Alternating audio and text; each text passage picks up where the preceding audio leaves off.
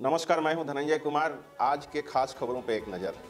चुनाव से पहले कांग्रेस को बड़ा झटका। राहुल प्रियंका के करीबी इमरान मसूद थामेंगे सपा का दामन। सहारनपुर से ताल्लुकात रखने वाले इमरान मसूद कांग्रेस के राष्ट्रीय महासचिव हैं। अक्सर अपने बयानों की वजह से वह चर्चा में रहते हैं। इन सब के पीछे इमरान मसूद ने स्पष्ट कर दिया है कि वह अब कांग्रेस के साथ सारे रिश्ते तोड़ रहे हैं। इसी के साथ वह सपा में शामिल होने के भी संकेत दे दिए हैं। हो सकता है वह सपा का दामन थाम लेंगे। देश में कोरोना के खिलाफ बूस्टर डोज की शुरुआत। फ्रंट लाइन वर्कर और वरिष्ठ लोगों को मिलेगी प्राथमिकता। देश में कोरोना वायरस के बढ़ते मामलों के बीच आज से बूस्टर डोज की शुरुआत हो गई है।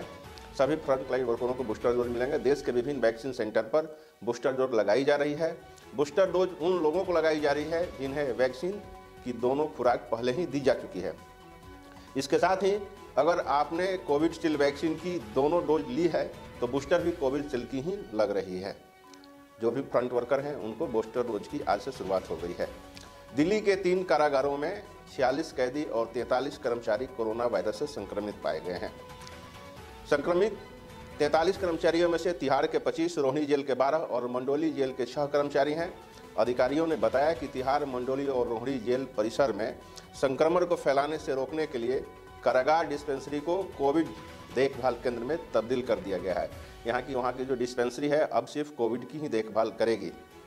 भारत में 1,79,000 के पार कोरोना के मामले पहुंच गए। दिल्ली पुलिस ने के भी 300 जवान संक्रमित।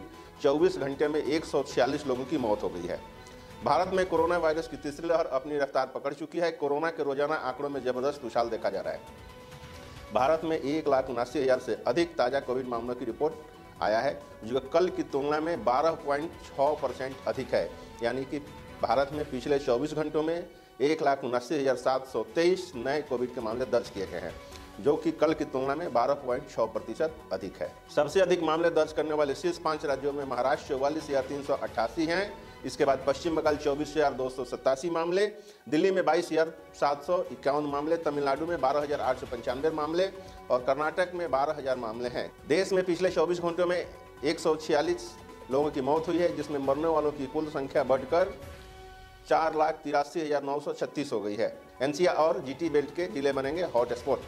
एनसीआर के गुरुग्राम, फरीदाबाद समेत जीटी बेल्ट में जिले के लिए हॉटस्पॉट बने हुए हैं। रविवार को गुरुग्राम में 2338, फरीदाबाद में 878, पंचकुला में 418 और अंबाला में 420 नए केस मिले हैं।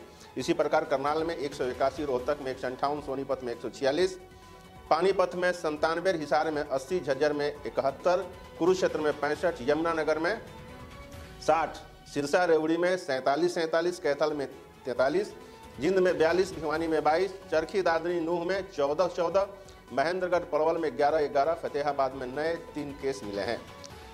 धर्म संसद में भड़काऊ भाषण का मामला। सुप्रीम कोर्ट सुनवाई के लिए तैयार। सिब्बल बोले सत्यमेव जयते नहीं, शास्त्रमेव जयते हो गया है देश का नारा।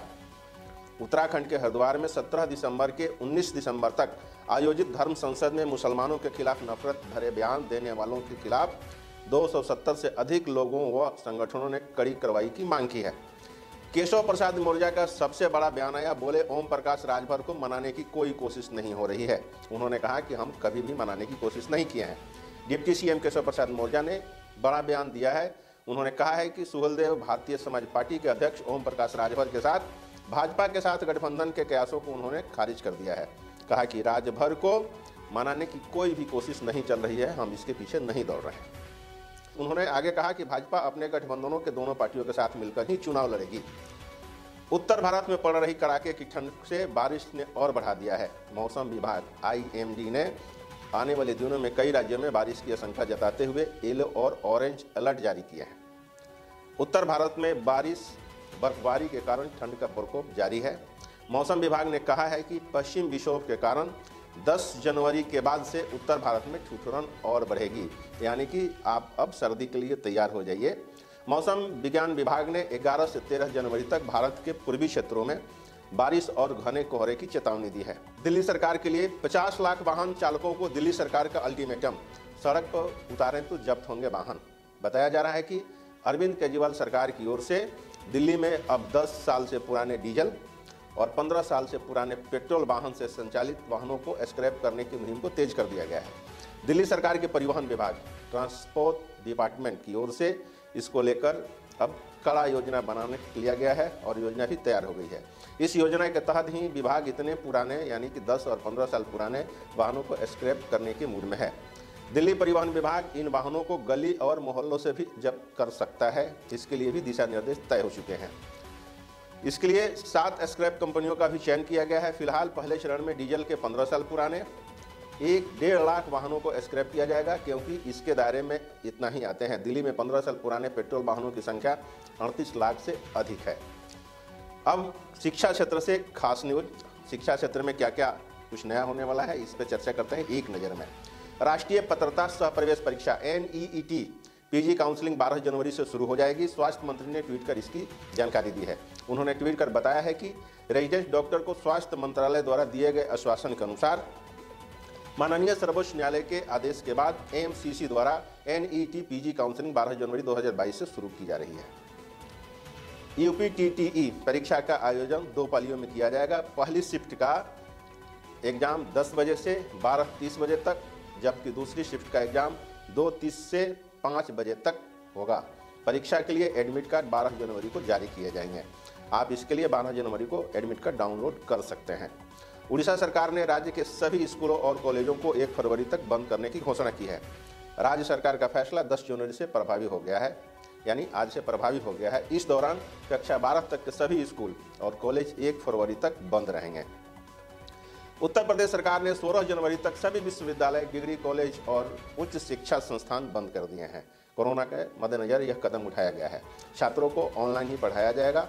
बता दें कि सभी स्कूल कॉलेजों में एग्जाम समय से ही आयोजित किए जाएंगे, उसमें कोई बदलाव नहीं होगा।